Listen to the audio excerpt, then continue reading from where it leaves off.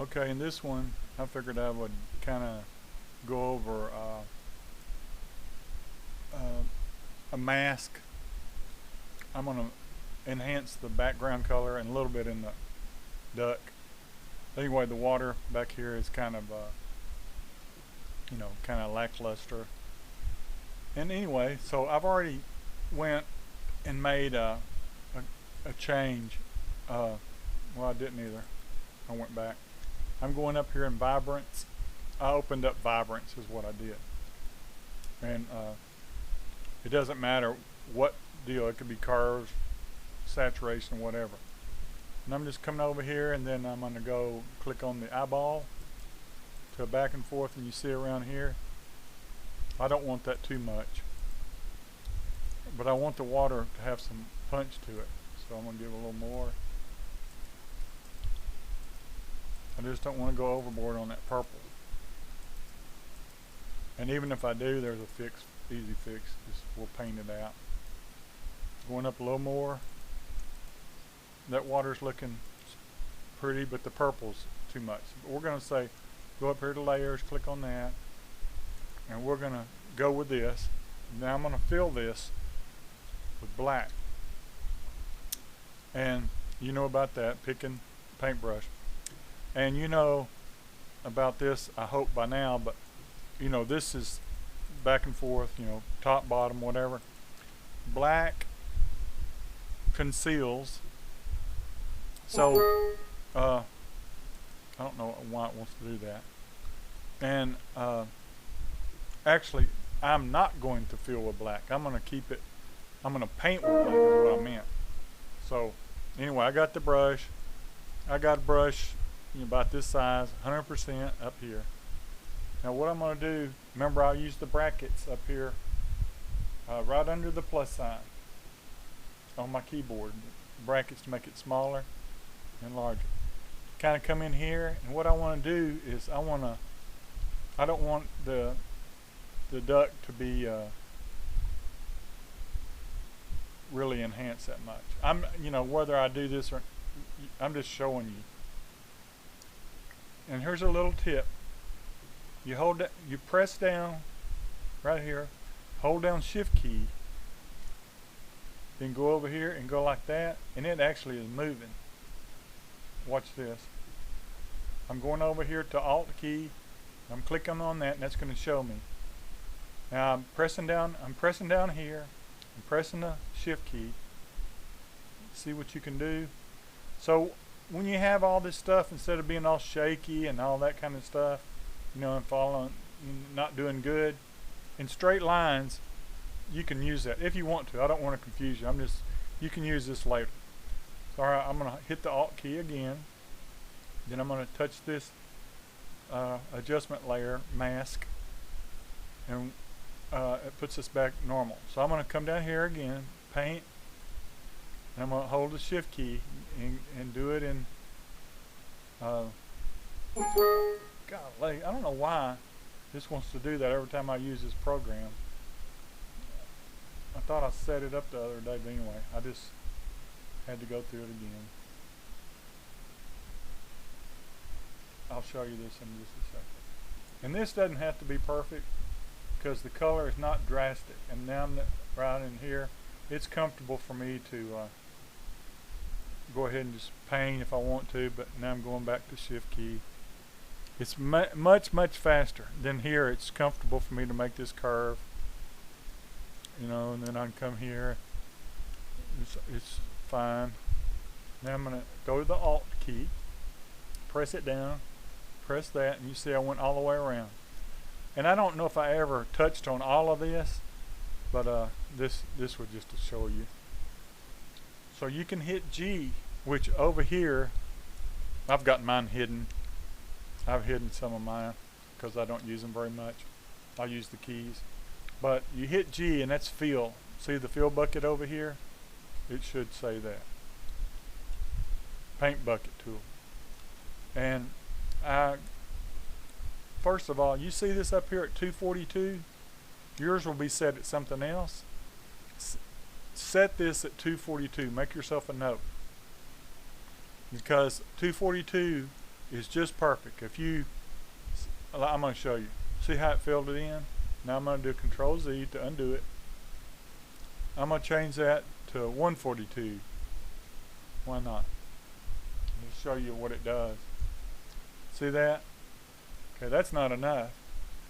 Then if I go 342, well, it won't let me do it. 255. Okay, now watch the outer edges of this. See? That was just way too much. So I'm going to Control Z and undo that. That's just too much. It went past the lines. So I'm going to go back to 242. That's good. Okay, and there's no, you know, even if you saw a little bit of white cracking through there, it's not a big deal on a mask like this, depending on what it is. Okay, so I got that mask, and I hit Control and that, and it went back to normal.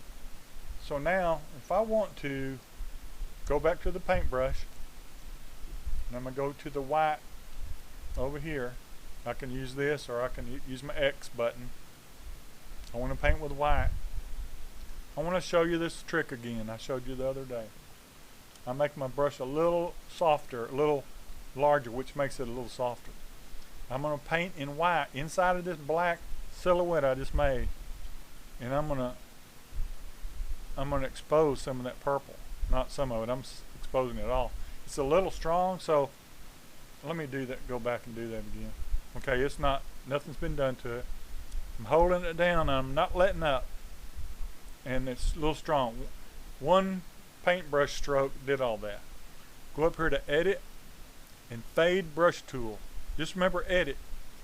You never go, when you're working on an image, you never go to File or any of that stuff. Never. Well, there is cases, but I mean, not in what we do. You go to Edit or Image or any of these, you know, but it's mainly Edit. That means you're going to edit something. All this is editing stuff. So you go here to Fade Brush Tool, so you can remember Edit.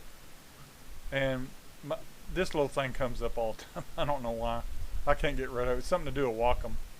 Anyway, and you can go back. Can you see that it? Anyway,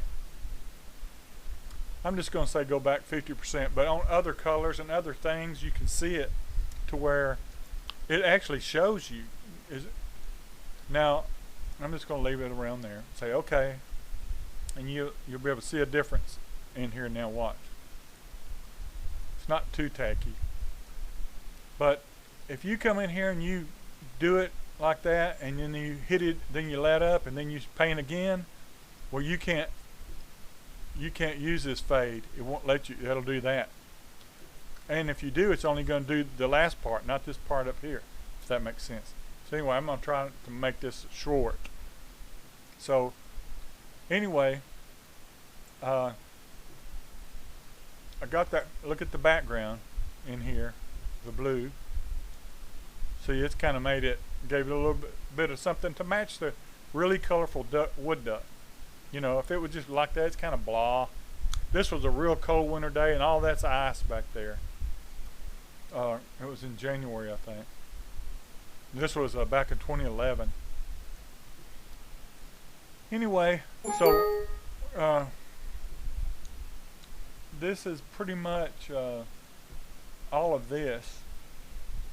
I did want to, let's see, make sure that, well, you can also do the saturation on this. So that's, I mean, look at that background. It affects everything overall, except for the duck, because we got a mask on it. So, I mean, you know, you don't want water that pretty. I mean, there is water pretty like that, but not in this picture. This was in a park. So there's a before and after on the eyeball over there. I'm just going to leave it there. This was a real pretty place. It had some really pretty yellow leaves in the background that, even though it was in January, there were still leaves on the tree that had gold. I've got some pictures that it's so gold I never showed them, I don't think, because they were so tacky looking. It looks gaudy. Anyway, before and after, I'm just going to say that's okay. I'm going to hit save, and here in front of my number.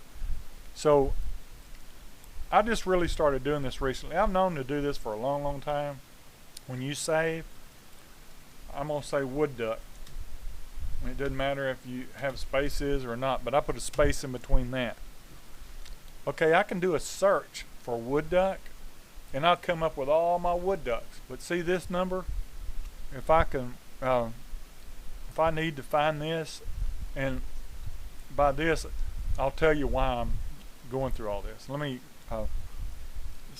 This is the PSD, and the PSD is going to be named Wood Duck Image 5413, and the JPEG image will be named the same, but it'll be a JPEG. So when years from now, if I'm around and I find that JPEG and I think, you know what, I'd like to enlarge that, or I'd like to do something else to it, and I do this all the time. I don't know where the PSD is. It could be on another hard drive I don't even use anymore.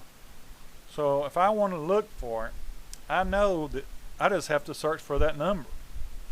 And there are duplicate numbers. Sometimes when you're saving, like this happens to me all the time too, especially when I'm shooting pictures in my backyard or something. I come in here and download it, then I put it on a certain drive, and it'll say duplicate image. Do you want to rename it, or you want to override it, or whatever?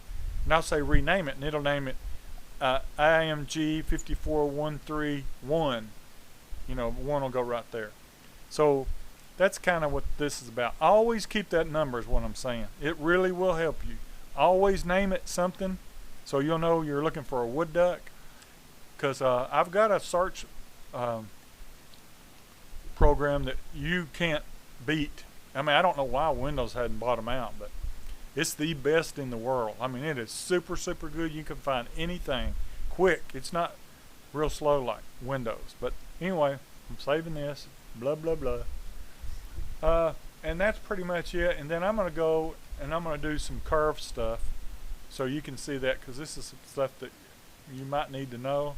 And you don't have to use it right now. Just look at it when you want to. You know, no big deal. It's not a big thing. I've already kind of color corrected this. I've sharpened it and did all that stuff. And the highlights were blown out and I'd already filled them in. So I'm not going through all of that. I was just showing you about the mask, you know, just, oh yeah. And if you hit the control button key down in the lower left hand corner, and then up here, click on that, and it gives you your marching ants. So, you know, that comes in handy. Like say, you can go here and click on that mask. So whatever you paint, if you wanted to, I'm painting with white now. If I paint here, it won't go out of that line because it's all inside. So I just undid that. So there's all kinds of things you can do. There's a whole bunch. I don't want to, you know, do it all. I'm gonna Control D. That gets rid of marching ants. Okay, I already saved it, and I'm gonna shut this one down. I'm gonna start another one. Thanks and good night. That was the quickest one I've ever done in my life. And there you go. Here I go. All right.